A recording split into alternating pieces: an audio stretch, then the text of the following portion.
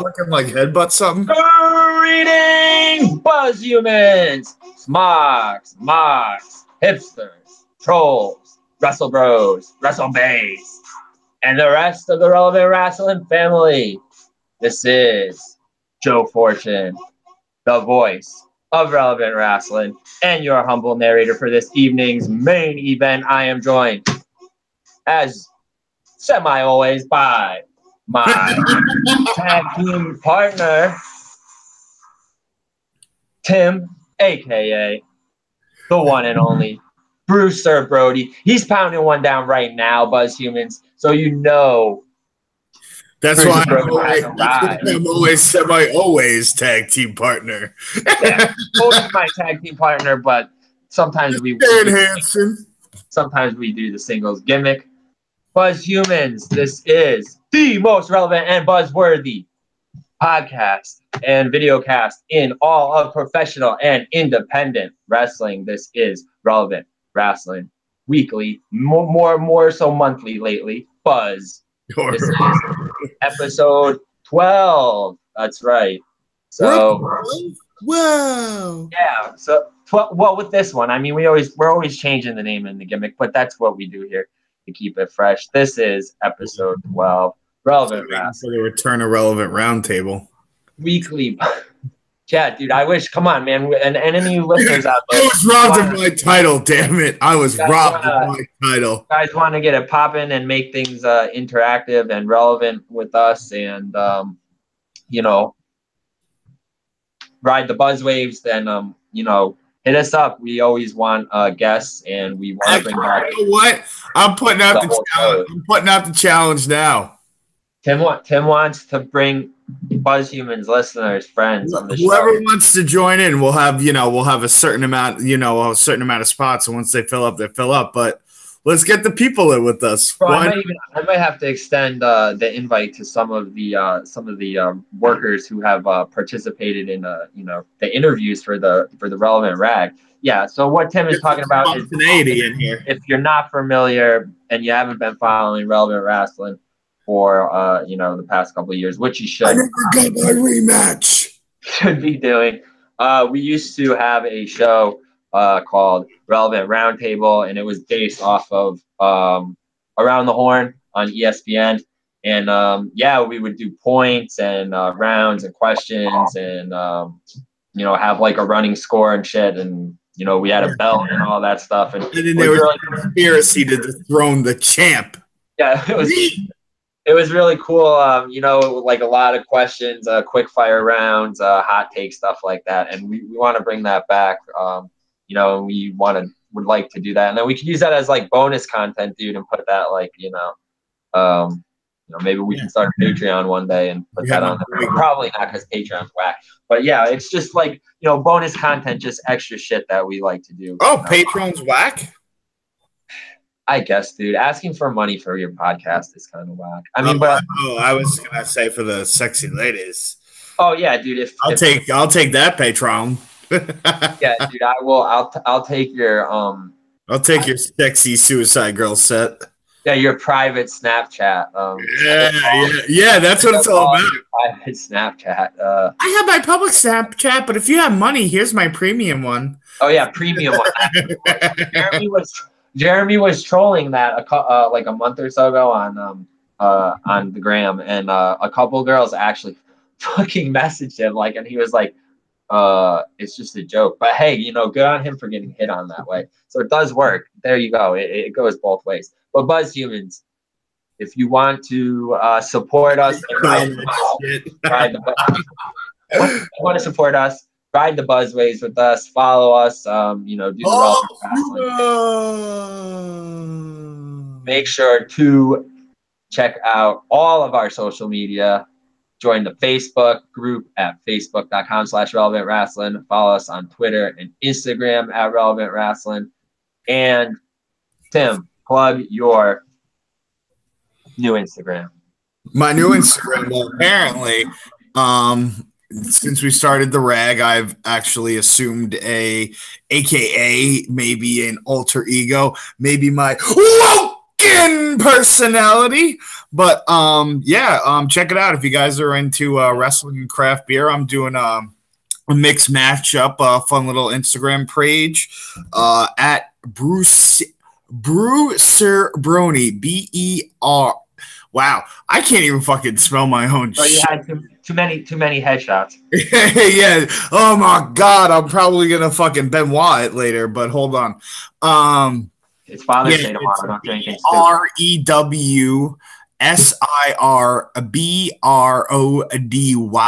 Beer. Got an underscore in there though. There is. Yeah, I don't even know my own shit. See, this is why it's like right now we're like a little bit under construction, and it like I'm gonna get more serious with it. But right now I'm just in the developing stages. So check it out. It's pretty cool. You'll get the concept, you get the gist, and if you like it, follow it. And trust me, there's going to be a lot more content to be coming in the zine, and then more so exclusive stuff on my Instagram. So you want to get into craft beer and you're just like, you dipped your toes and you don't know what you're doing, come check me out. I'll help you out. Shoot me a DM. Slide in there, baby. And we were dubbed by Jay Welf, who is a friend of, if you guys listen to Virtual Pros, we were dubbed by their group and I know that this was not an insult, and even if it was, we accept it. We were dubbed the craft beer nerds of the wrestling, the independent wrestling world. Dude, I know, even if honestly, even if it wasn't work, that's an honor in itself, because I know we've drank some bangers. So some motherfucker opened a Cantillon, fucking Rose Day Gambino. I don't know who. That's right, Buzz Humor. But if you know what I'm talking about, then you know. And check out Bruce here Brony at Instagram or on Instagram. Buzz Humans, also subscribe to the Relevant Wrestling Productions YouTube channel. Check us out on Tumblr. Watch and chat with us on Periscope and Twitch. I might go live on Periscope tonight during NXT. Yeah, we're recording this on Saturday, so hopefully we can get this out into you people, and we might do a little live recording during NXT. Probably. Yeah, if you want to do it, I'm down.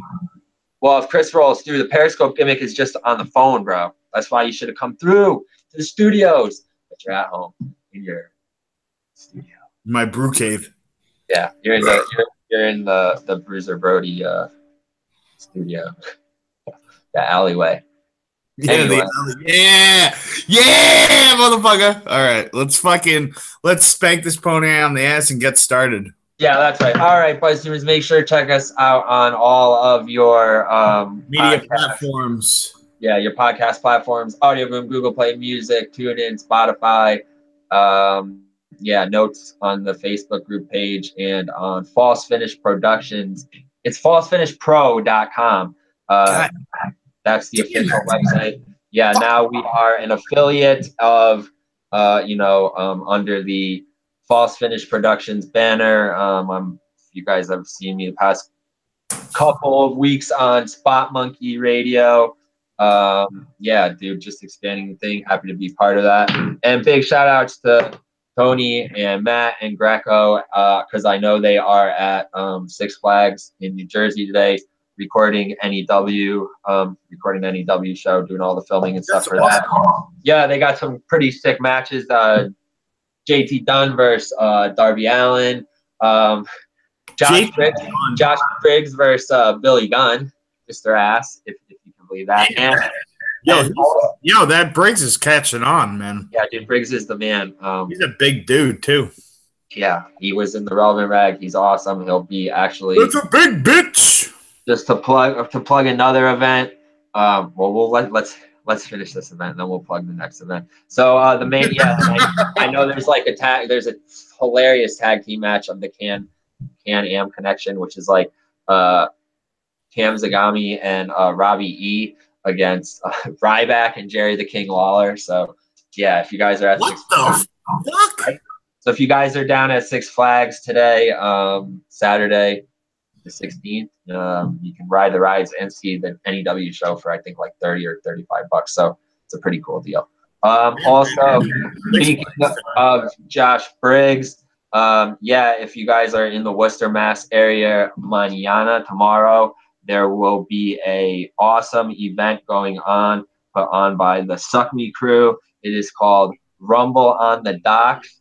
DL Hurst will be refereeing the match, which is going to be a no-holds-barred bar fight between Josh Briggs and Anthony Green. It's then immediately following. Huh? Josh Briggs versus Andrew Green? Yeah, right. Andrew Green. How's your balls? How's your balls? Andrew Green, our neighbor from. Oh my God! Versus retrosexual Anthony Green, who actually just did an interview for the 3rd issue of the Relevant Rag, which is in develop. We're working on that right now. Can't even say it's in production. We're just getting articles and shit together. Oh man, I gotta do an article, right? Did I give you one already? Not for the new one, but no. Let me know. We have time. We're working on so much. No, trust me, I can bang out an article for you at any time. It's just when I just need a deadline. I could probably give you like 20 articles. Yeah, I know. That's why we're gonna do your zine too. Don't worry, we have so much planned, dude. We're gonna blow it up this summer. As far as print media goes. So yeah. Back to the details about this event. We have Rumble on the Docks live from the Worcester MCL in Worcester, Massachusetts. That's 181 Lake Ave in Worcester, Mass. I think I'm saying that correct. Worcestershire. Anyway, no rules. Hey, it's Worcester, kid. It's Worcester, kid. No, bro. No ring, bro. No holds barred, bro. No rules. Okay, I want to throw this out there to all of the Buzz humans and the relevant fans. It's cool, but I don't get that shit, man. That whole no ring. It's just weird to me. Like I saw that who was it? Like one of the first ones. It was like the Masada and whoever in like a NYC death match. Yeah, Casanova. And I don't know. It's just I'm not a fan of it. I don't. Whatever the bar is. I like a separation of fans and wrestlers. Not worried that they're going to get hurt or anything. I just think it's like seems very haphazardly and just not. Clearly, I feel like they know what they're doing, but it looks like the match is just completely on the fly, and it's like, I've seen some cool stuff. I saw Chuck Taylor do some stupid shit in one, but like. Other than that, I don't know. I think for the first time in my life, it's like gratuitous violence in wrestling. I would just kind of like, this is not needed. Fair enough. It's the complete opposite of what I would say ever. And here's the thing too. If you're not into the fight, the fight starts at 5:30. If you're not into that, then you can come later around 7 o'clock because after that they will be having Money in the Bank party at the same venue. $5 to get into that with a full bar and $5. Yeah, with full bar and pizza available. So and I have to buy drinks. Yeah, you could probably bring your own booze, bro. Gotta support the wrestlers, bro. Come on, support the cause. $5? So we have that event. Those are some cool events that some people in the extended Relevant Wrestling fam are doing. And as Tim had mentioned before when he was talking about his Bruiser Brody gimmick, make sure you hit us up for a copy of the most interactive wrestling zine on the planet, the Relevant Rag. Issue 2 is ready to be folded and stapled. Wait, what issue is it? 2! Yeah, there we go. That's right. So, Buzz Humans, yeah, that was a lot of bants and BSing there, but it is time to get down to business. This is episode 12 of Relevant Wrestling. And this is Relevant Wrestling. When don't we BS? Yeah, when don't we BS? Relevant Wrestling Weekly Buzz, episode 12. Let me pull up my notes right here. Relevant Wrestling, episode 12, the weekly BS. Yeah, the weekly BS. Yeah, the weekly Buzz show. Dude, that's bro. The light bulb is going on there, Joey. Yo, Tim, we're changing the gimmick. It's no longer weekly Buzz. It is going to be the weekly BS, the weekly Buzz show. See, I may be your semi full time fucking partner, but I pull out some bangers. The man, bro. All right, so now that we are in a good mood, let me bring the mood down a little bit. Unfortunately, because I know this really had me heated, and I actually had to step away from social media for a day, just because I just had to over this. But let's just get right into it, man. CM Punk. What's your initial reaction to the fight and stuff like that, bro? How did you watch the fight? Honestly, and I like, dude, fucking Michael Jackson, whatever the hell his name is, it should have just put him out of his misery. Just, you know what? Good job, good fight. You trained, you tried, but honestly, CM Punk, this is not for you. I applaud him, all that, but that fight did not need to go 3 rounds. He could have, like, I hate to say it, like, not to, like, put him out of his misery, but he easily could have, like, how many times could that dude could have ended that fight? Even Dana White was, like, pissed at the dude. And now he's done. He's not wrestling. He's not fighting for UFC anymore. Like, what he did ruined his career. Like, there's nothing, like, I applaud CM Punk, but, like, the only thing for me that I think is, where does he go now? Like, does he try to go the entertainment route? Does he try to go back to wrestling? Like, what is Phil Brooks looking to do now? Because I think it would be not smart for him to go to Strikeforce or go to a lesser company. Like, yes, if he really wants to do it, then go right ahead, because maybe, he goes to Strikeforce or goes to something even lower, not like that Strikeforce. I hate to say this. Indie, fighting like that, and then come up and then maybe work his way back to UFC and have a fighting chance. If not, then he needs to dead it and just focus on something else. Bro, I hate to say it, but there's Bellator. He doesn't have to fight. Yeah. He doesn't have to fight UFC. I don't want him to. I don't want to see him do this anymore, bro. I don't want to see him. More so if, like, he got better and got his bearings, like, then he's good to go. Because the thing is I feel like for the first fight and the second fight during his training, and this is just from an outside perspective because I have no idea what he's going through or whatnot, is like, during his first training, didn't he get hurt or something and the fight kept getting pushed back? And then now with the second one, right before his fight, what happened? He had that huge trial. So it's just like, as hard as he's probably training, you know what I mean? Yeah, there was always something that, like, I feel like he was never able to be 100% focused on training. Do you think he should, could you see him maybe doing movies or acting, or maybe still involved in sports entertainment or MMA in some way, but as a trainer, obviously not in the UFC, but maybe in the WWE or maybe a commentator. I would love to see him give, if he would really want wrestling role, a trainer or whatnot, but also too, he seems like a very well-rounded guy, and especially with Chicago, like maybe he would do, some sort of commentating. I would like to see him just do something still.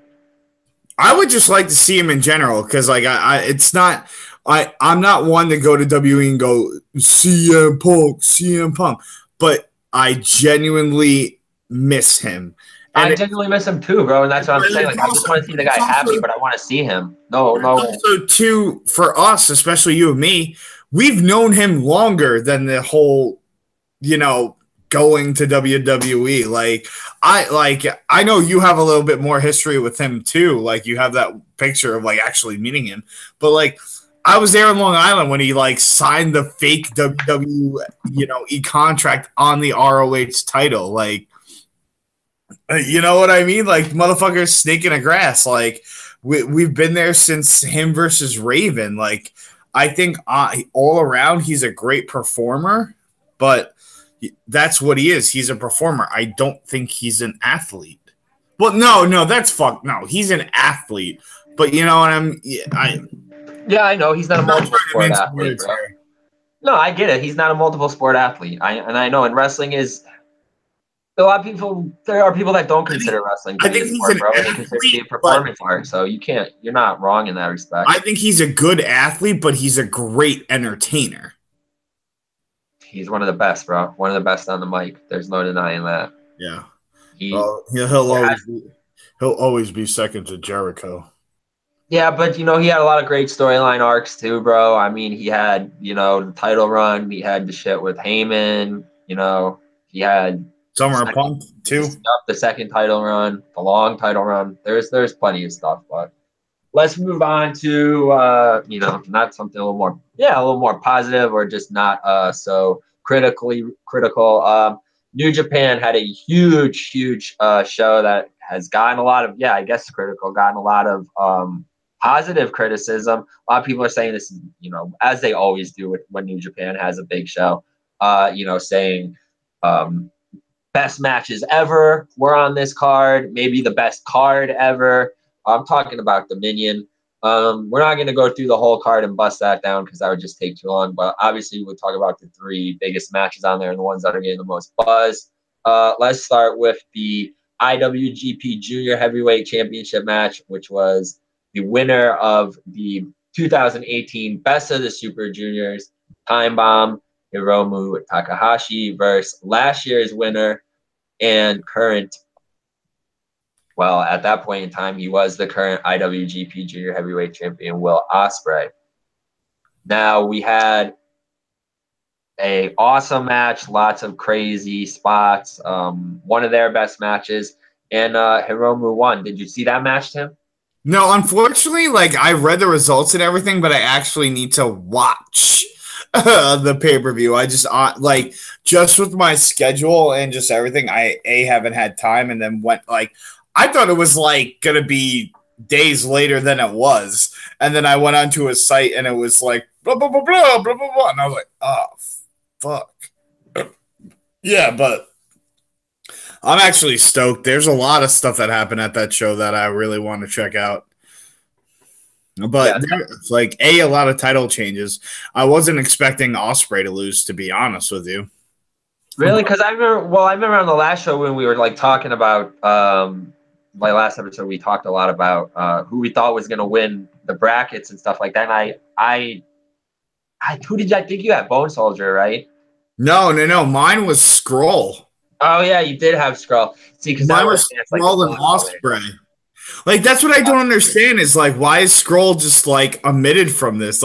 He lost the title, and then it was just Hey, he could be a good challenger for Hiromu now, dude. Well, that's what I was gonna talk about. I was I think because you were oh, what's next for him? I think it's gonna. Who's he gonna challenge? There's a lot of guys. It's gonna be obviously Ospreay is gonna get his rematch, but I think it could be even a round robin between the three of them because they all have very much a lot of history together. I think too, it's a good centerpiece and what they're probably trying to shoot for with him winning the Super Juniors and then going on to beat Ospreay. There's dude, there's so many potential challengers for him now. I mean, I don't know if they're gonna have the kids that were the junior champions Show and Yo. That one guy Yo, dude, he had a fucking great run in the tournament. Put on some really awesome matches earlier on. I mean, I could see him getting a shot. Kushida, Ishimori, Bone Soldier. I mean, fucking Bone Soldier, dude. Hey, Ishimori almost won, bro. Ishimori. That's what I'm saying. So. I mean, it was. I mean, they kind of went an obvious route with having Hiromu win because he almost won last year, and that's been his whole thing has been trying to get the belt back. But I thought they may have just done another obvious route and gone with Ishimori, but he's definitely getting a shot, dude, because he had a freaking awesome showing in there too. Oh yeah.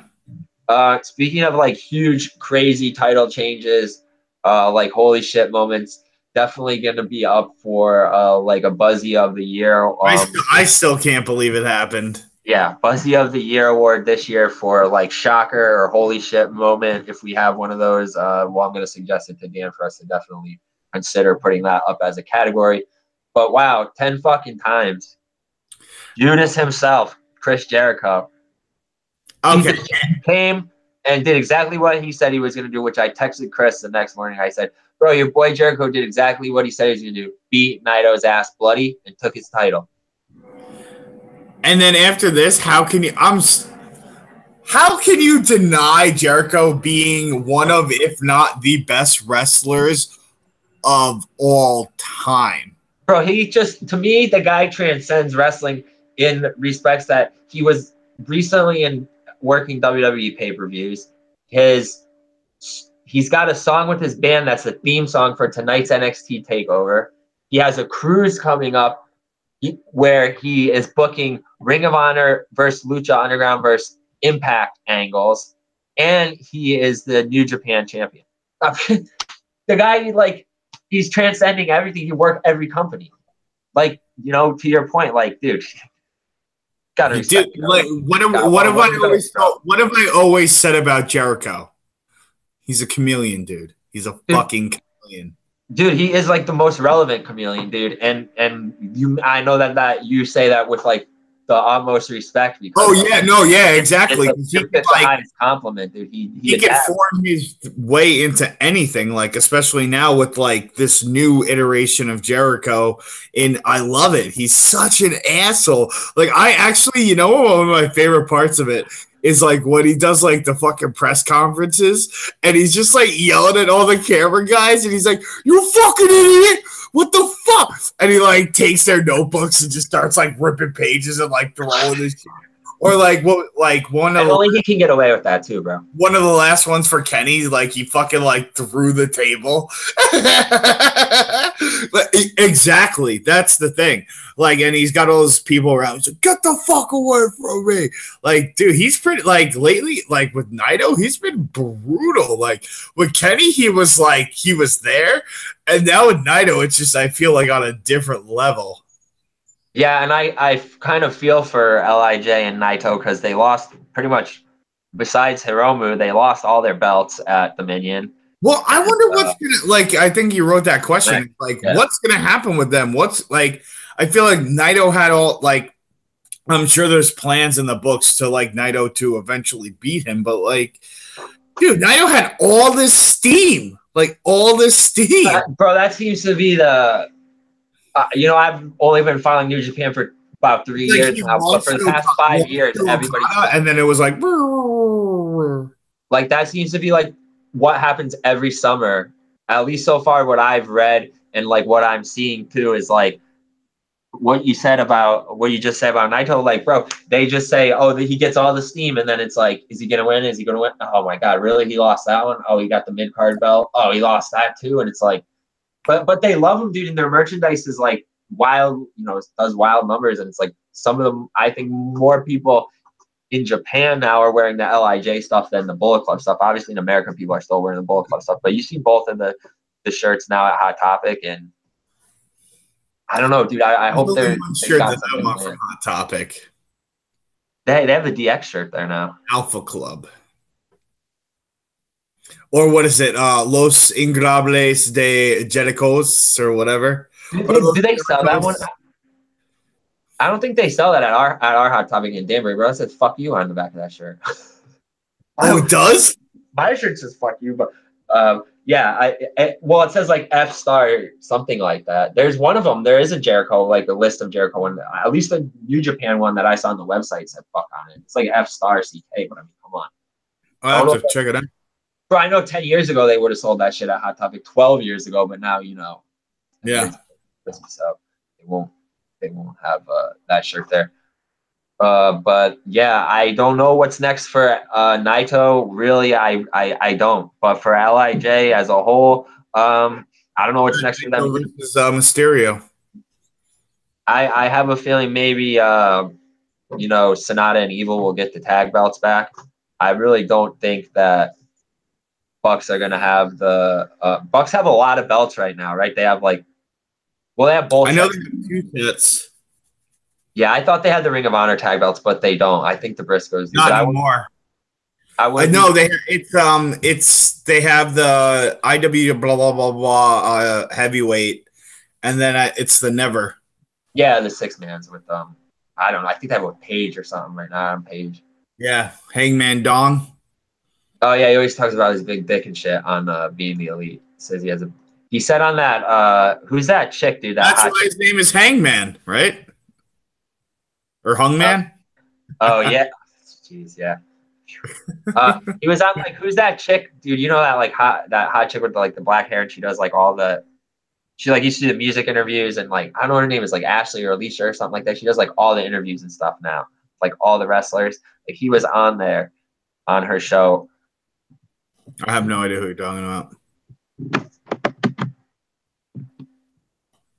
He was on her show like over the weekend, and he was talking about because like they're doing that, like playing up that angle on Being the Elite where like Joey Ryan's dead or whatever, and she just like did an interview with him. So then she was talking to Adam Page about it, and then he said his dick was bigger than Joey Ryan's.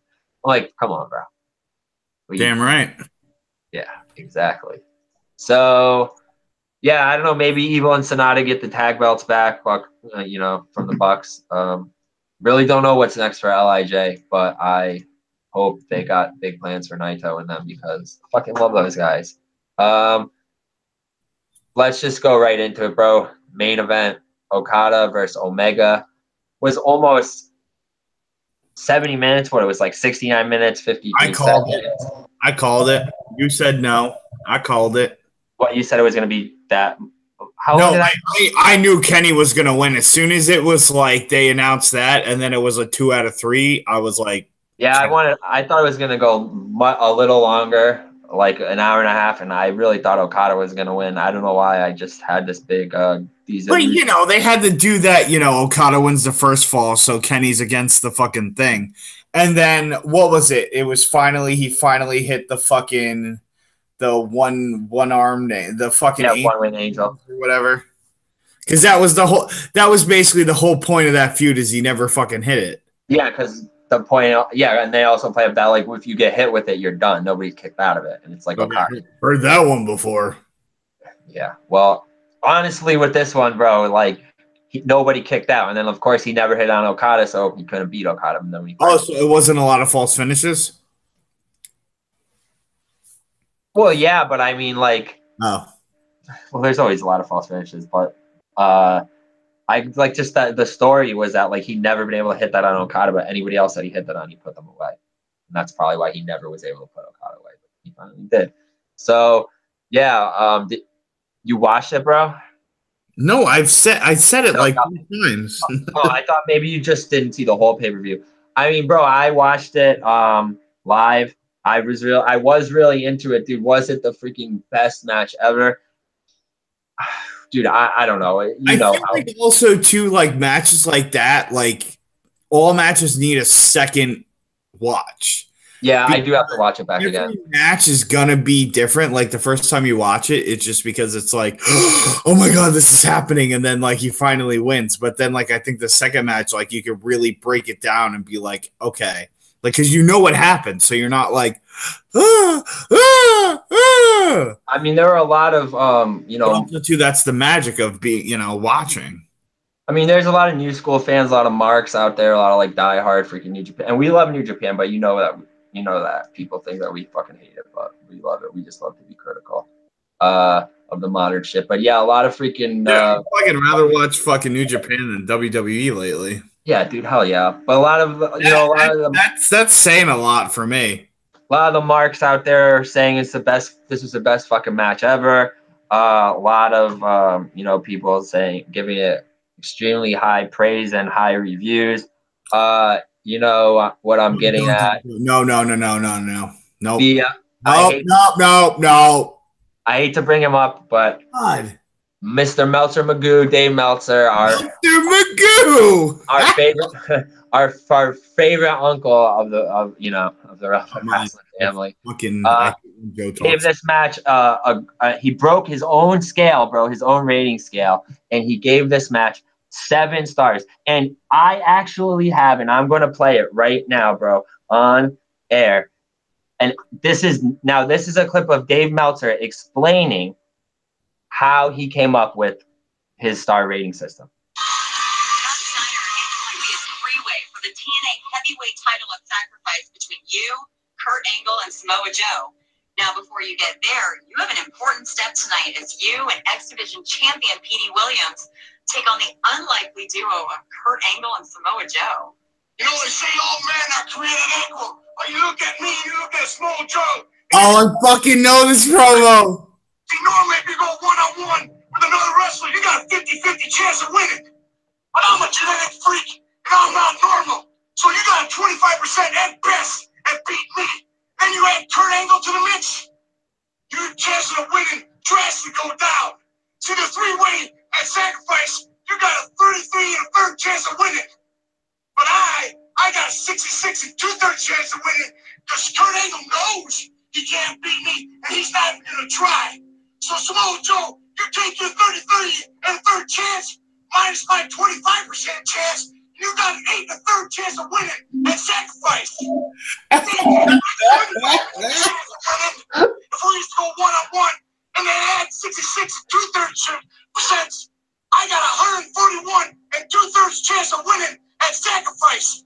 See, Joe, the numbers don't lie, and they spell disaster for you at sacrifice.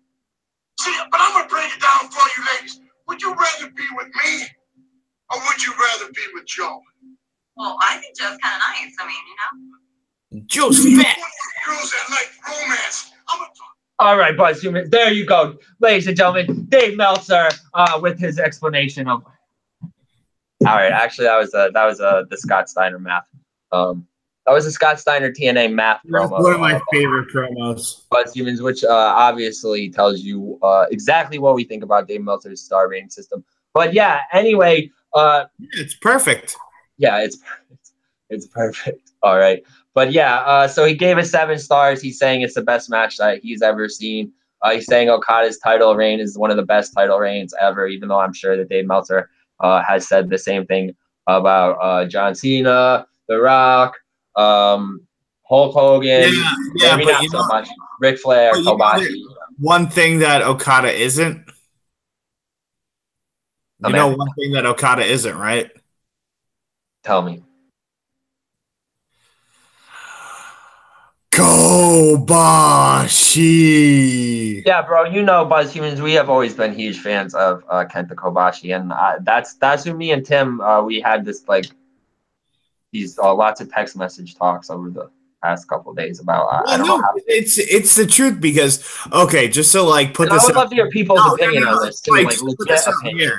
It's because everyone did that funny ass meme, but it's the truth of Okada versus Lesnar for the title reigns. But then even so, we look at who Okada faced in his title reign versus who Kenta Kobashi faced in what was it? The what belt was it? The Noah W. Well, it's the GHC, the Global Honor Crown or whatever they call it. Yeah. Within 3 matches, the caliber of Kenta Kobashi's reign crushes everyone in probably the past 2 decades. And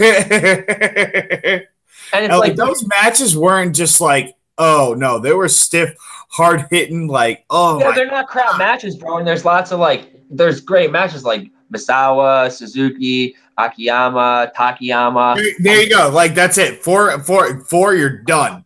The credibility, but also too, it's back in those days, that's how the guys were built. Those are good matches too, dude. Lots of them. They got your head bumps and shit for all the. You know what I'm saying, but it's just freaking humans just aren't that way like they were in that point. So it's just like, yes, Okada is like facing people of his size, but like still to me, the caliber just isn't there. Like, okay, yeah, he had Omega, he had Tanahashi, and where else? Like, what do you, yeah. Like, and he fought like, dude, he fought Omega what, like 3 freaking times? Yeah. I mean, that should not really count. I feel like it almost like takes away from how good his reign was. I do too. You know what I mean? Because it's like, oh, Marks are not going to ever accept that. You fought this guy how many times and you finally lost to him? And I get it. It's story for wrestling, but like in my mind of like looking at his title reign, you know what I mean? That's how I feel, bro. But I think that's the what's the word? The benefactors of having a heated rivalry. Because it's like you can honestly, I feel like you can compare Okada and Omega to Cena and Orton. Yeah, I mean, I would, or even Cena and Edge. Yeah, maybe I would say something like maybe like one of Cena's newer opponents, because like I would say maybe like Okada and Tanahashi's is more Cena and Orton, but like if one of Cena's greatest rivals, like Punk or Edge, definitely. To compare Punk, the level of this, of Kenny and Okada, but it's like, dude, not taking anything away from their matches either. They were fucking awesome matches in this. Like, now, what are you gonna? I can't even follow that up because then I'm gonna cut my own freaking tail off by saying like, okay, in this era they are awesome matches, and then someone's gonna turn around and say, okay, well, in the Kobashi era, and when Inokiism was running New Japan and people wanted the alternative and they turned to Noah. Kobashi was running shit back then, but that style's not over nowadays. Because landscape wrestling has changed. But it's hard, then people could say 30, 40 years ago, Flair had an amazing title reign, or San Martino had the best title reign.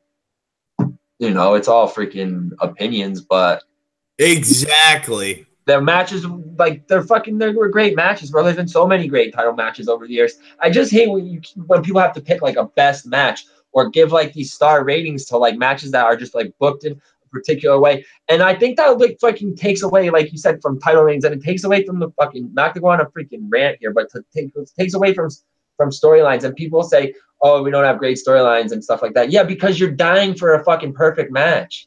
It's not even that, though. I just think people are putting too much into said star ratings or whatever. Like, I don't even pay attention to the star ratings, but it's just like... Well, you got to do the R system. Guys, like movies, you know what I mean?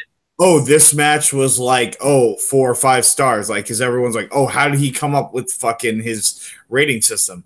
Because everything's based out of fucking 5 stars. Movies, you fucking rate your hotel, rate this. It's just another facet of it. And I think... people, it doesn't sway me in anything because, everything in this world is subjective. So, like, I try to take anything in with a grain of salt just because I may not see it that way, but someone else, does. But if someone tells me something is like so-and-so, like, I still need to find out for myself. So I don't take, like, I take the ratings somewhat into account, but it doesn't overall sway me to do one thing or the other. Like, I'm gonna watch the match. Exactly, dude. I don't think we ever really let, like, third sheet writers or critics' opinions like influence us here. We do watch a fuck ton of matches, and then you can't.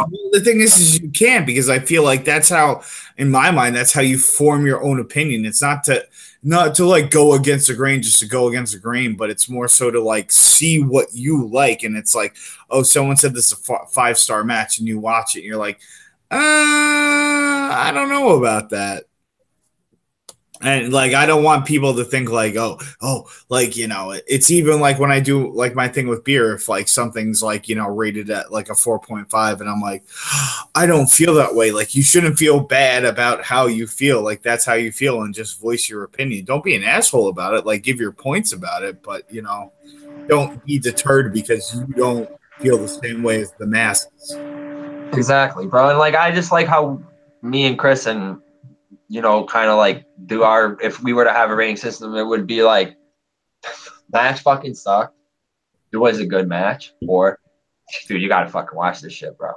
So it'd be that, you know, like it's either bad, good, or awesome. Okay, this is the day and age that we're in, and I know this this may make me look like a douche nozzle or whatever, but you know what makes me think it's a good match? A match that keeps me away from looking at my cell phone.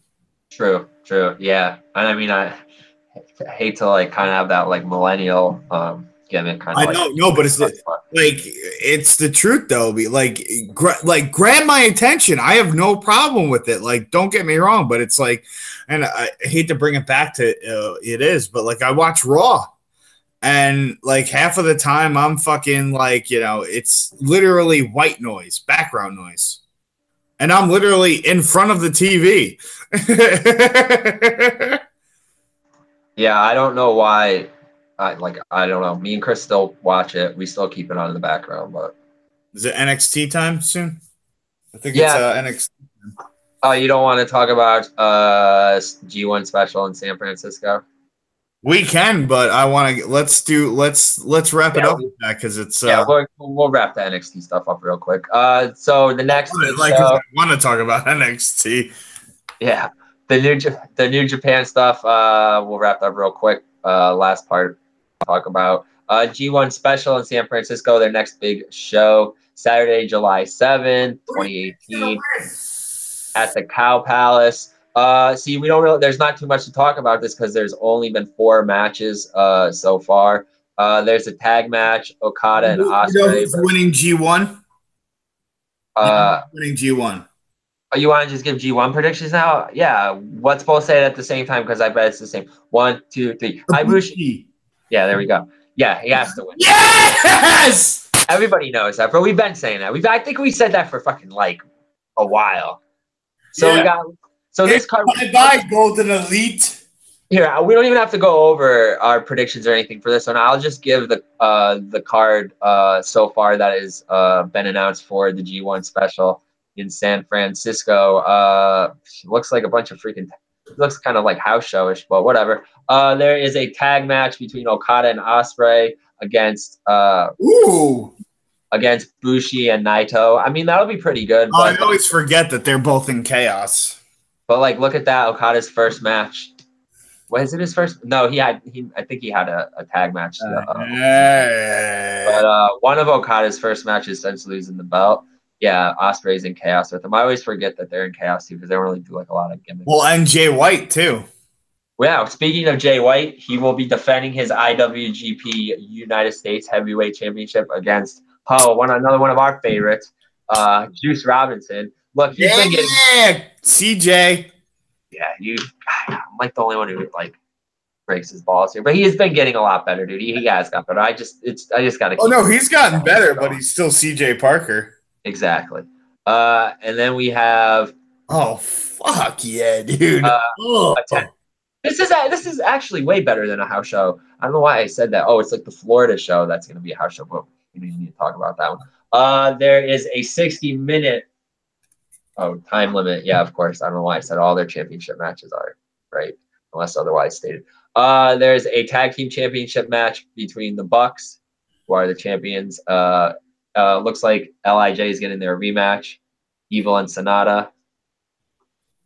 And the main event, well, at least it should be the main event.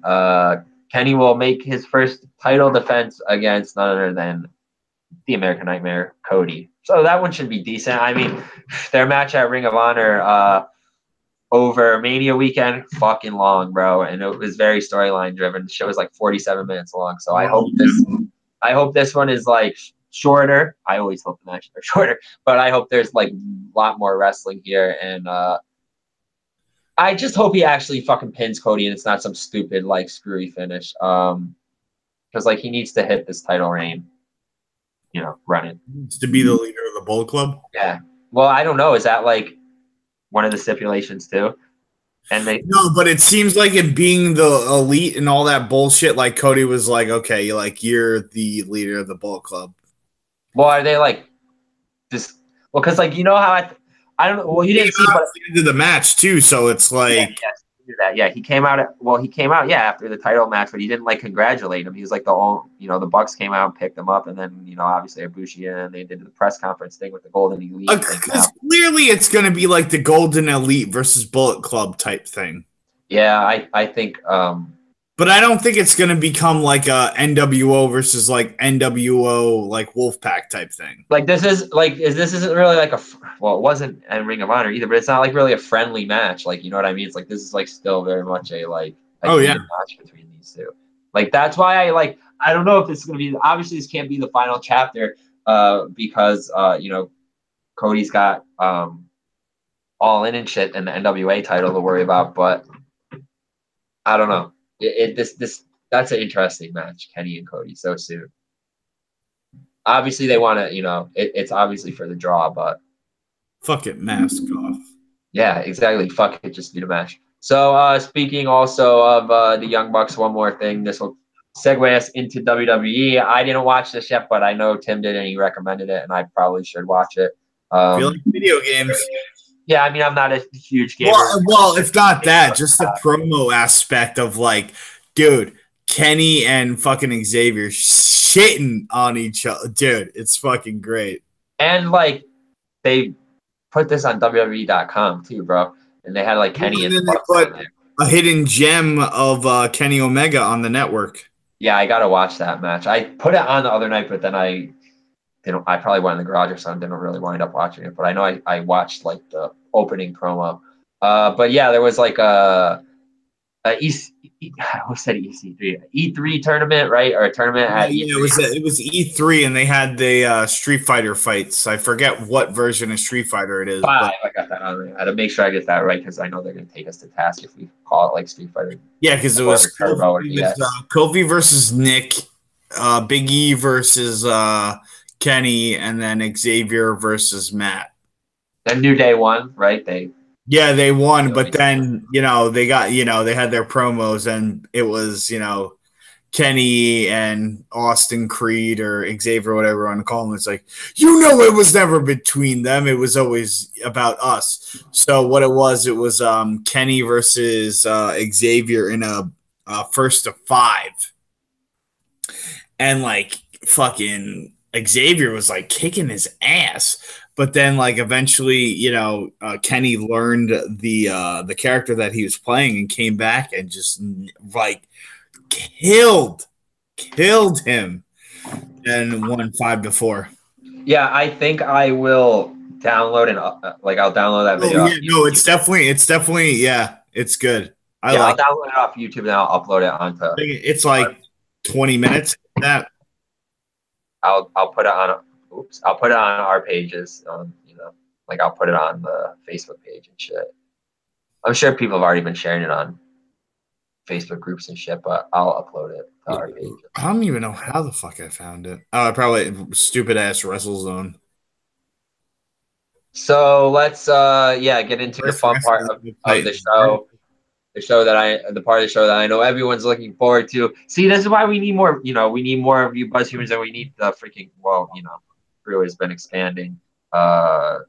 Literally, Jake is now in Nashville and Jeremy was up in Maine. But we need like everybody to come back so we can do the freaking group shows because we used to do the predictions pool and Dan used to make the freaking points for us and everything. Like we used to have fun. Brother wrestling used to be fun. We weren't always bitter freaking bros bitching about WWE, but it's made us that way. We'll get into the predictions part of the show. I know that NXT is on very soon. So you guys will probably be able to listen to this after NXT airs, but we'll give you our predictions anyway. Let's pull up the NXT card for NXT Chicago. Ricochet versus Velveteen Dream. Nice. All right. Yeah. So we got Ricochet versus Velveteen Dream. Dude, I've been loving their promo work and their little angles and stuff like that. Dude, every feud that motherfucker touches, it just goes gold. Yeah, Patrick has really been stepping up. One thing that I want to say that I thought was like really hysterical, or is really hysterical about the 180-degree turn and character change of Patrick is to go from a right-wing Trump supporter Republican gimmick to like this like queer kind of like rock star kind of like androgynous gay icon Prince thing. Yeah, it's just I think that's so funny, but fucking cool, bro. It's almost like the new age Gold Dust. Yeah, in a sense. And then like you know, Ricochet, love him or hate him. I know some of the guys on Spot Monkey Radio are not Ricochet fans, but anyway, they give me some heat when I talk about him over there. But yeah, who do you think wins this one, dude? The King or the Prince? Ricochet all day. I like how they have this on WWE.com. Ooh, wow, WWE.com. I actually commend you for this one. I give you some props, bros. The King versus the Prince they put on this Ricochet versus Dream. Ricochet's gonna win, yeah. I don't know. As much as I want Velveteen to go over, like he don't need the win. Ricochet needs the win. Yeah, true. Ricochet already got a 5-star match in WWE, bro, or in NXT. So, which one was that? Oh, Dream did too. The you know, freaking dude.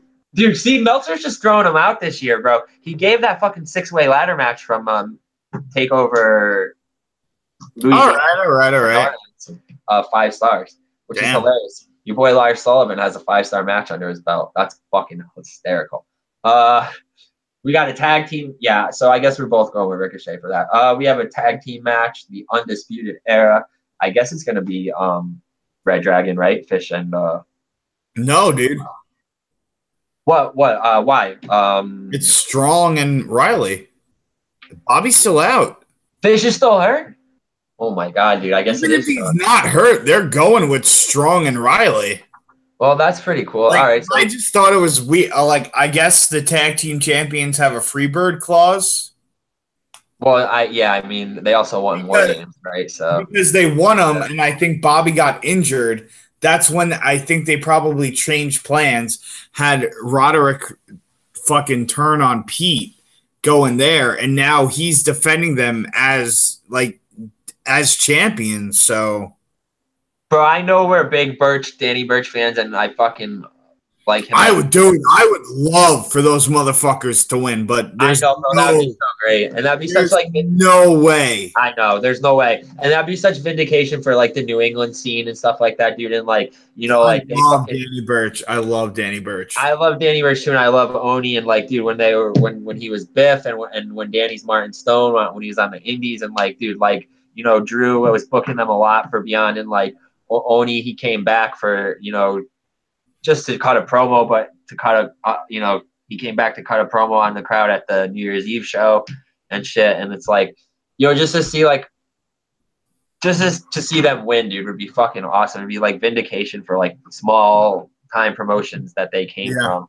And like, it would just be awesome to see them get the belts. But I don't know. I just don't see Undisputed Era is just. No, I don't see what the point for them to lose is. Who, Lorcan and Burch? No, the Undisputed Era. Yeah, they're just not. It sucks. I mean, Lorcan and Burch are awesome, but I just don't think that they're going to win. We have a women's championship match between Shayna Baszler and Nikki Cross. Dude, I'm kind of up in the air about this one. I mean, but they keep seeming like a lot of the girls want to challenge Baszler, so I don't know. But I would also like. I don't know, dude. I have like Cross to win, but I think Baszler's gonna because she's the better heel. I hate to look at it from this side. As a fan, I want Nikki to win. But in my mind, as a sensical thing, Baylor's Bowser, whatever the fuck her name is a really good heel. So it's just like now it's just like the list of like knocking them down. See, bro, the thing is, like, I think if they're ever going to pull the trigger on the 4 horsewomen thing with the Mae Young coming up this year and with them have already been trying to build that angle since last year, like now would be the time for Baszler to lose the belt and go up to the main roster and squat up with Ronda. So I would not like really to see Baszler as a face, but I could see Ronda, like we were saying, like, we'll talk about this later when we predict, No Mercy. What am I saying? Money in the Bank, my bad. When we predict Money in the Bank, but I could see, maybe, Stephanie and Nia squatting up, and then like Ronda's like, well, fuck, I got to bring the girls, and then like Baszler makes her move to the main roster. They do something with that, but I don't know. It's like Nikki Cross. Like, why did they keep her why did they keep her down in NXT and they haven't put her up with Sanity yet? So this is like, well, Sanity hasn't even debuted, so what does it matter? Exactly. But so that like leads me to think that whoever loses this match is going to be brought up. All right. I just think it's time for one of them to go up. I don't know. I just feel like Vader. they bring her up and debut Sanity, bring Nikki up and they debut Sanity, or bring Shayna up in the next couple of weeks and put her with Ronda. They should probably do the street fight last, right? That's what I'm thinking is going to happen. That's going to end the show. So for the title match, Lars Sullivan versus Aleister Black, I just have stupid for fucking Aleister to lose. Yeah, I don't think Aleister is going to lose. I was talking to Chris about it this morning, and probably you too, right, dude? And I was saying that okay, so Sullivan's like the monster, right, of the NXT brand, right? So like I'm just like I want them to usher Keith Lee in, and by having like Black put Sullivan out, and they're like, well, he beat the freaking biggest guy in NXT, and then like Keith Lee comes out of the crowd, or he's well, the thing is that it's NXT. Who's gonna pop up? Who's gonna be there? And it's NXT Chicago, bro. It's got to be Keith Lee. Like, who else big have they signed? Who are they gonna put? Like, if it's not Keith Lee, then it's obviously gonna be Io Shirai. What? It's either Io or Lee. If it's not Io Shirai, and if it ain't Keith Lee, who else could it be? Punk. Yeah, right. Punk at NXT, bro. Especially after winning. Maybe let's play 6 Degrees of Separation, or actually let's play Wiener Cousins. How about Mike Kanellis debuts in NXT tonight? That would be funny. Well, he said on he had a fan try to like talk shit on him. Well, who doesn't try to talk shit on him on Twitter? But he had like a fan interaction where a fan was like, "You should just go fucking back to him. You should just fucking go to NXT." He was like, "I'd love to go to NXT." Well, also too, that's like the right answer to say, but like also too, it's like I feel like going to NXT isn't like anything bad. Like it's like a downgrade. I get it, but like you're there, like you can hone your skills there, but like I don't give a shit what anyone says. NXT is the hot spot to be. If you could be anywhere right now, New Japan, ROH, fucking WWE, wherever, like NXT is the place to be. Because no matter what, like if you bust your ass and you make it onto a takeover pay-per-view, you're gonna have eyes on you. Cause it's known. I don't give a shit what anyone says. I haven't been disappointed by a NXT takeover yet. And that's saying something. Yeah, dude, they've all been pretty fucking solid. I mean, some have been better than others, but they've definitely been really solid. It just sucks that like you have all these people that do so well in NXT, and then they go up to the main roster. And I know it's a different beast, but still, it's like that magic is just not there. Well, I was going to follow that. Well, a match that is probably going to have a ton of, I wouldn't say magic, but a ton of like storyline passion and just like, yeah, dude, like you want to talk about all eyes on you. People are literally saying these two guys are the top babyface and the top heel in WWE overall right now. Gargano and Ciampa. I mean, this one's going to be fucking sick, dude. A street fight. Dude, it's going to be insane. And there's going to be, I think there's going to be something crazy that happens. Bro, this one, like I'm telling you, bro, this one, if they kill it on this one, bro, then Meltzer, you motherfucker, you better. You know what I'm hoping for? Do the honor and give them a 5.5 or a 5.5. I'm seriously hoping Ciampa and Candice LaRue get into a fight. Like, fists, like, I want him to beat the shit out of her. Oh, bro, my big swerve would be Candice kicks fucking Johnny in the nuts and smashes him over the head with the fucking crutch, and she goes with Tommaso. Like, how sick would that be? Because God damn it, Joe! If that happens, I'm gonna be pissed because then it's like I already know it. Well, yeah, I know, but because they just kind of like good. They keep kind of like hinting at it, and he's like ignoring her, and he's like, and bro, he put on Twitter like, I have nothing. You try to take everything from me tonight, I'm going to end your career. I have nothing to lose, so I'm going to win. Like, what do you mean you have nothing to lose? You have your fucking wife, bro. You got your fam, dude. To me, it just seems silly for Gargano to lose just because of, like, he was already fired. The last match, he got reinstated. So the next match to get kicked out again? You know what I mean? Like, where, you know, where's the lot? That's why he's not gonna, like, he's gonna get his wife taken from him, dude, and he's gonna have to. They're gonna keep this shit going. And I don't know. That's what I like to see, because they have to stay in NXT. Those two need to be brought up together. Because I feel like, you know, if you bring one over the other, like, they're kind of gonna get, like, lost. And that's the issue with going to the main rosters. There's so much going on. If you're not, like, someone special, like, really special, you're going to get lost in the shuffle. Same thing, like, that's how I feel about Joe and Balor. Look at how amazing they were. Even Nakamura. And I don't even care with this whole thing with the fucking knee to face with AJ Styles. Like, how long have they been still lost in the shuffle? And is Nakamura going to win? Last man standing. Because he should. Well, let's talk about Money in the Bank. You know, we are talking about Money in the Bank on this. Yeah, I mean, let's not just like let's. The episode that never ends. It goes on and on. Buzz Friends. Wow, you're killing it tonight, bro. Buzz Friends. Now we got Buzz Friends, dude. First with the BS, and then with Buzz Friends. I swear to God, bro, you're freaking head writer over here, head writer. Yeah. Bro, in true predictions pool style, then let's not even talk about the matches. Let's just say who we think is gonna win. And then, for Money in the Bank, sure. Yeah, for the whole thing. There's 10 fucking matches on. I do not want to talk about the whole card. Oh my God, there's 10 matches on there. Yeah, bro, the pay-per-view starts in like about an hour. It's like 16 hours long. No. Okay, so we have but we'll just each say who we think is gonna win. We won't talk about then you run down because I'm sure you have the matches in front of you. Yeah. Okay. Tag team championship match. SmackDown. Bludgeon Brothers versus Gallows and Anderson. Bludgeon Brothers.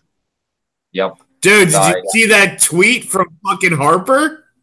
I saw the one. He was like telling Carl, like, his kid, like, named his kids by name, and he's like, but make sure your hot Asian wife watches. I was like, yes. Yeah, and you heard what Carl said? He's like, she won't be there, but I will. And then he said something like that, and he was like, he's like, and you'll just be doing what you always do.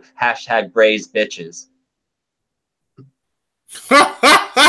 like saying he's always like a Bray Wyatt bitch. So that's what I thought was fucking funny. But oh Jesus Christ, dude, this match, this really has to just go. Yeah, This one I'm about to say. Who's gonna fucking get them? But whatever. All right, on to the next. Yeah, this match has to go one fucking way or I'm done. I am fucking done. Bobby Lashley versus Sami Zayn. Fucking Bobby Lashley has to fucking win this. You got Zayn or Lashley, bro? I'm going with Zayn. Fucking hell, bro. Oh my God. Just to be that guy. Ugh. All right, Cass versus Bryan. Because also, like, the thing is like, if they want to make this into a feud, the motherfucker has to win. And you know it's going to be great? It's going to be one of those, like, Bobby Lashley sisters that comes and, like, helps him. Wow. Bro, you know, yeah, exactly. Bryan versus Cass. Bryan's got to whoop his ass, right? They don't like Cass because he beat the midget up. See, I really want Bryan to win. But it's just like, what's the point of this for fucking Bryan just to keep kicking Cass's ass? All right, so dude, seriously, I'm going with Bryan, but they need to bring Cass back to promo school. Because every time that motherfucker, like, talks on the mic, I'm just like, yeah. I'm a big guy. I could beat Daniel Bryan. Like, clearly you can't. You've already lost. Island. I thought that was Cass at first. Holy shit. Yeah. Where is he from? Staten Island? I don't know where he's from. Yeah, he's from Staten Island. Fuck you, bro. Is he from Tampa, bro? I don't know where he's from. Is he a football player? Anyway, Roman Reigns versus Jinder. I mean, come on, Roman's got to win, bro. I feel bad for Jinder. Yeah. Duh. Yeah. Seth Rollins versus Elias, bro. I want Elias. He's winning. He's winning. There's no fucking Rollins is getting moved into the main event picture, and this makes sense from like a booking standpoint. This makes a lot of sense for Elias to win because he's like that. I agree with you. Mid Carter and Seth Rollins is high enough where Seth Rollins is a main eventer or an upper mid Carter where as a baby where if this heel beats him, it's gonna elevate him as a heel. I agree with you, but I think Seth's gonna win. All right, here it is, bro. Women's Money in the Bank. Ember Moon, Charlotte, Bliss, Becky, Natty, Lana is number one. Very, very conflicted on this. Naomi or Sasha. Bro, I think Charlotte's going to win. Just because they want to give her, like, first woman to do everything. Or however most accolades. That's my pick. I'm going with my girl. My love of my life. Alexa Bliss. Well, dude, bro, if you're asking who I want to win, I think that's a given, but who's, you know. Oh, okay. Yeah, who I want to win is Alexa. Who I think is going to win. You know what? Fuck it. Ember Moon. They like her, bro. They like her.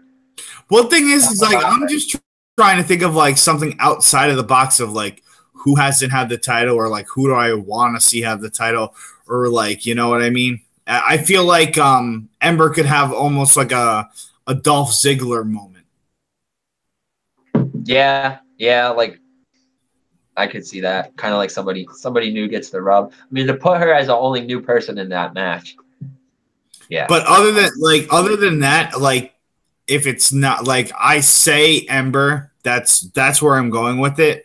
I want Alexa to win, but I wouldn't be surprised if Natalya won. That's not a bad idea. They haven't used it now. My knee is all fucked up, but it's the wrong knee. Oh yeah, they iced the wrong fucking knee, bro. No, that's already a meme. Fuck, bro. Jesus Christ, bro. They can't get that shit straight to save their life. Yeah. Men's money in the bank. Strowman, Baylor, Miz, Rusev, Bobby Roode, Kevin Owens. Oh, there's no U.S. title. Nope. Samoa Joe. And have they said which New Day member will be in it, or we're gonna find that out tonight? I really hope they debut a new Day member. A new member? That's what I'm hoping for. And that person will be in the ladder match? Yeah, that would be sick, right? Yeah, that would be pretty sick. D'Lo Brown. I was thinking like maybe this. Leo. No, they can't even do Leo Rush because he's going to 205. I don't know then. But who do I think is going to win? I mean, it's obvious. If they're going to obvious, who do I think is going to win? Braun Strowman. Who do I want to win? Fucking Miz. What do you think? I'm kind of in the same boat as you. Because this is what I would really hope to happen. And I know it's like so predictable, but whatever. I want Bryan to win the belt, Miz cash in, and then go from there. Because that's money. That's fucking money. Print it, send it out like you have millions of dollars right there. How long have we been waiting? Ever since that storied talking smack. Wow, bro, I didn't even think of that. But that's gonna take months. They got put, which they could do. They should do, but that's what I think is missing from WWE is the long term, the story planning, like letting things unfold. Like we got another fucking pay-per-view in like 2 weeks. Oh, on spot you're gonna fight him. not to take away from people who actually do have ADD, but Tony always says that like the writers have serious ADD. Like they have to just write something and they have to go to the next angle and they have to write something and they have to write something and then it's done. And it's like, okay, that was the show. That show. It's like the camera angles. Yeah, exactly, dude. I still have algebra from fucking that one show where 70. I think we counted like 70 cuts in a 2-minute period. Yeah. So this freaking ladder match, bro. I guess. Jesus Christ, man. Probably Braun, but Miz would be awesome. And like you said, like they got to put some, they got to put some serious effort into that. But I think that would be great because, you could have everybody wants to see Bryan and Nakamura anyway. So we'll get into who we predict who's going to win the Smackdown Men's Championship. But I could see. Well, I'll just get my prediction for that. I think Nakamura is going to win that. And like to go on your point, like just to like fantasy book it. I think Nakamura is going to take it. I think this is they've had so many matches. I think this is where he finally fucking decisively wins. Yeah, but could you see Nakamura winning the belt? And then, like you said, then like, okay, we finally get Daniel Bryan versus Nakamura. Daniel Bryan wins. And they're like, wow, we fucking just saw Bryan versus Nakamura. And then Miz cashes in. Is that, okay, so you have Money in the Bank. You have one more pay-per-view and then SummerSlam, right? Yeah, SummerSlam's in August, so they're probably going to do like Great American Bash or something stupid like that, or Great Balls of Fire. Yeah, so you know what I mean? Great Balls of Fire. Bring it back. The thing, you have Nakamura. It's Great Balls of Fire, pal. It's fucking balls, and they're on fire. You have Nakamura win, get the rematch, lose, AJ loses, and then that sets up like, because I think that, because they always, it's a big four. I think they're really going to try to stack up SummerSlam. I think it's going to be Roman, Lesnar, Taker, Cena. It'll probably be Nakamura, Bryan. I don't, I could see a big women's match depending upon how it goes. There could, because SummerSlam is almost like a mini WrestleMania. I could see Rousey versus Stephanie. And if it doesn't happen at SummerSlam, I could see it eventually happening down the path. Because I feel like that's what they're building to with like her being so prominent in her presence there. And I'm sure also too that's like there to make her feel comfortable because it's still at the end of the day. It's Ronda Rousey. I'm going into the Wall of Fame! Yeah. So speaking of the women's matches and Ronda Rousey, Ronda versus Nia, what do you think? Dude, we kind of hinted at it earlier. I don't know. Nia should win. I think it's going to be interference from Stephanie to help Nia win. I don't like Ronda. I think I just don't take her talking serious. It just seems very acted, and then she's just got that face on, and it's just like, what? She's definitely a legit believable UFC fighter, but to me personally, she's not a legit wrestler. You know what I mean?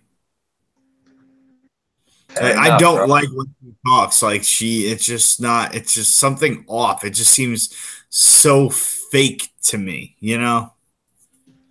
Someone who has not been considered fake but very real, especially with her streak, which unfortunately came to an end at WrestleMania. Asuka will be challenging Carmella.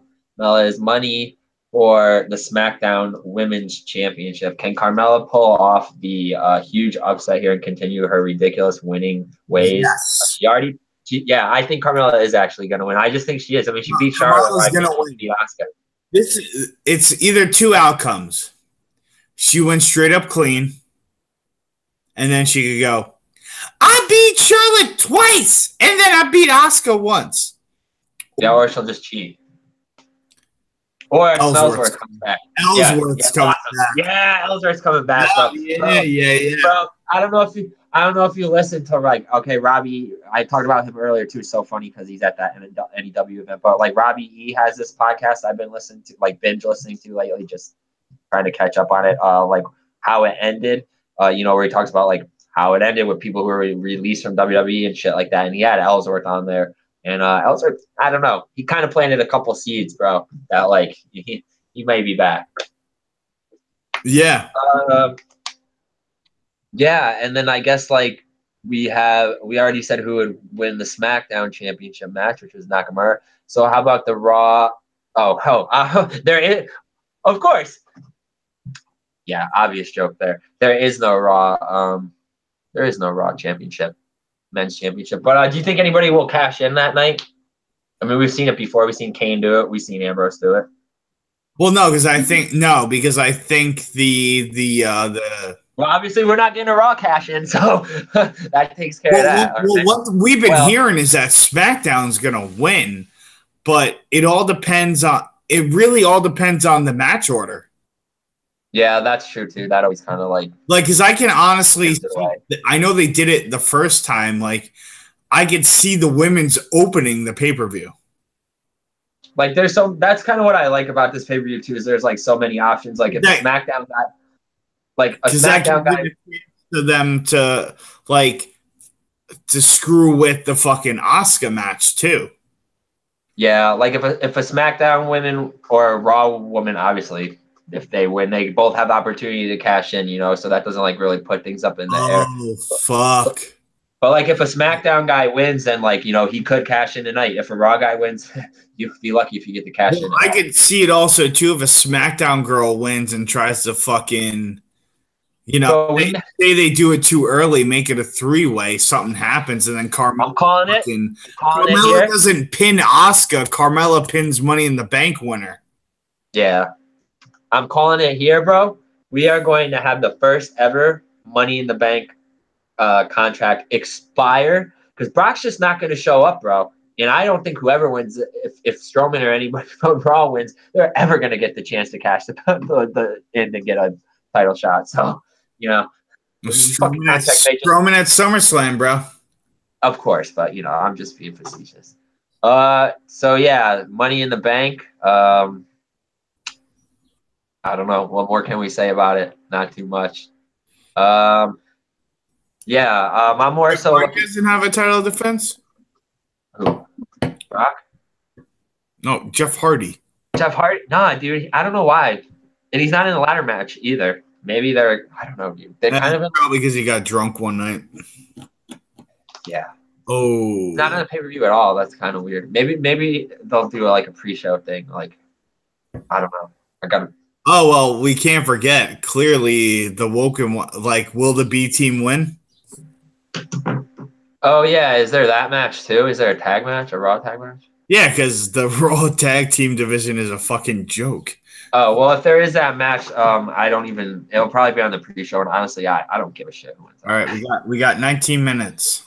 Yeah, 19 minutes before we got to cut. I got to edit this while SmackDown or NXT is on. But yeah, there's not really too much else to talk about. The WWE UK tournament number 2. I'm sorry, what the fuck is the point of you Yeah, this year it's kind of weird. Like matches already took place at the Download Fest like last week. They were filmed and they're slowly releasing them over this weekend. But it's what have you done with the title? Like, you've had defenses here and there, but you've never clearly focused on it. I don't understand why, it's not a part of NXT. Yeah, it's still crazy. I mean, Pete Dunne has defended it probably about 20 times within his 370. Motherfucker's had it over a year. Yeah, he's had like a 380-day almost reign, but he has defended it only 6 times in WWE and 14 times on the Indies. So it's crazy when you see the longest reigning champions, and it's like Brock Lesnar, CM Punk, Pete Dunne, and you're like, what the fuck? And then Dean Ambrose. It's like Pete Dunne is there, but we don't get to see him. Brock Lesnar isn't there, and we never get to see him. Yeah. But yeah, so they are going to film the next 2 rounds on Monday and Tuesday, and then air those the following Monday.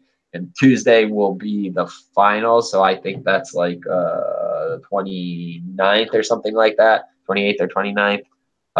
And it's, let me check the calendar so I don't confuse the listeners out there. Oh, Jesus Christ, it's on the 25th and the 26th. The 25th will be like the semifinal, whatever, quarterfinals and finals, or semifinals. And then I think it's going to be like in conjunction, maybe it'll be like in conjunction with Smackdown or 205 Live. I guess. I don't know how they're doing it, bro, because it's so like disjointed again, like how they always do. Like, I know the winner of the tournament gets a title shot, and they're supposed to have like this final show, but also they're gonna have like all of the NXT titles defended there except the championship.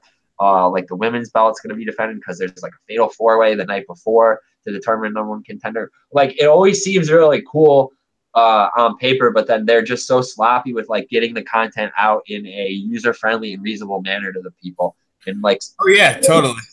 Speaking of that, like, I really hope that, you know, like, people just don't know about it. That's the problem. It's like a lot with this like wrestling stuff. It's like, if you're in it, you're in it. But if you're not looking for it, you don't know anything. Like, you don't know that Pete Dunne has an over a year title reign. There's probably a lot of people who don't even know who the fuck Pete Dunne is. Like, I bet if my uncle could tell you who Cena is and Kevin Owens, but if you asked him Pete Dunne, he would think that was like an old fucking football player or something. Yeah.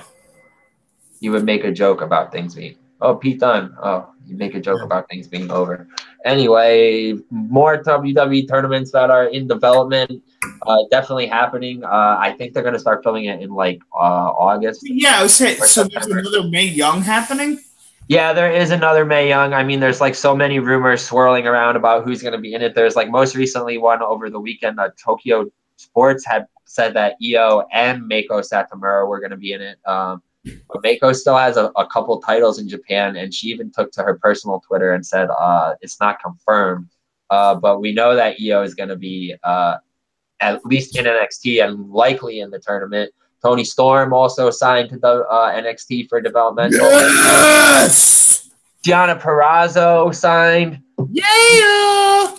Zia Brookside signed, and there are also rumors of Will Ospreay's girlfriend, Bea Presley. She may also have really signed. Yeah, so there's lots of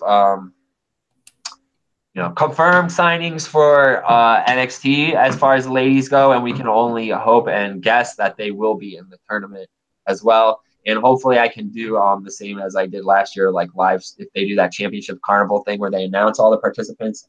I could like live stream my reaction to that or whatever, and we can do a show about the Mae Young Classic, because I think that's like probably some of the best women's wrestling that you're going to be able to see exposed to like mainstream like that, so it's a good opportunity to see a lot of those girls. Hopefully they'll bring girls back from last year, like Jazzy Giebert and Viper and Mercedes Martinez. Yo, dude, apparently she's been cleared, Jazzy.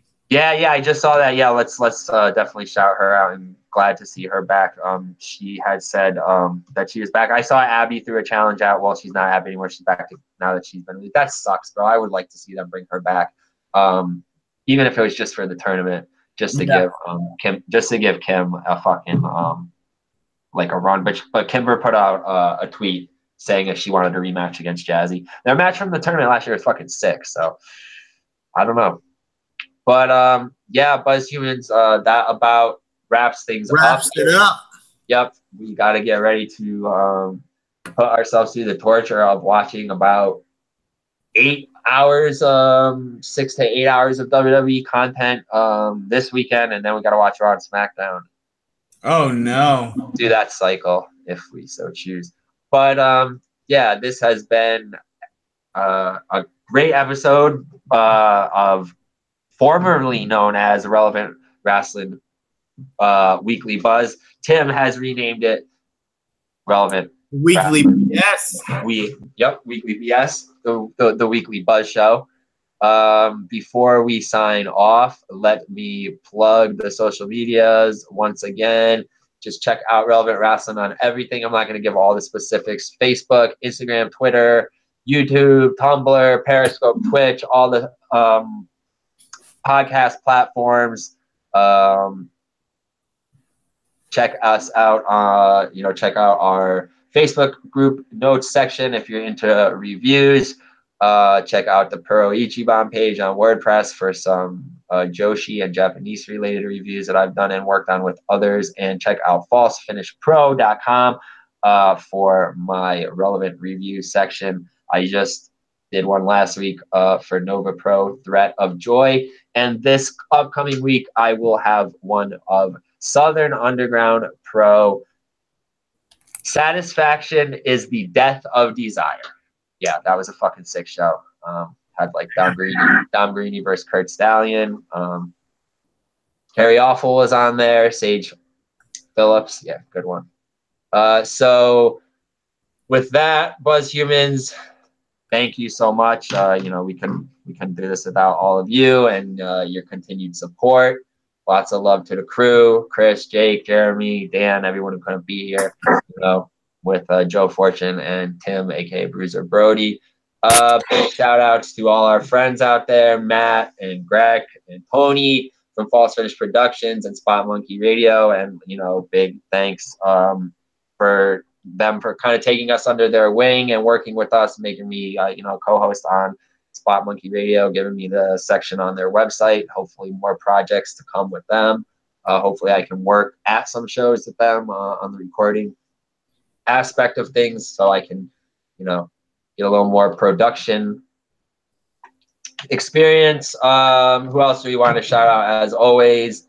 I want to shout out Bob and Austin Skinner doing the Ico podcast. That's a really awesome one where they watch all of every single episode of Monday Night Raw. I think they're going to do from 1993, the very first episode of Monday Night Raw, all the way until like 2002. Yeah, dude.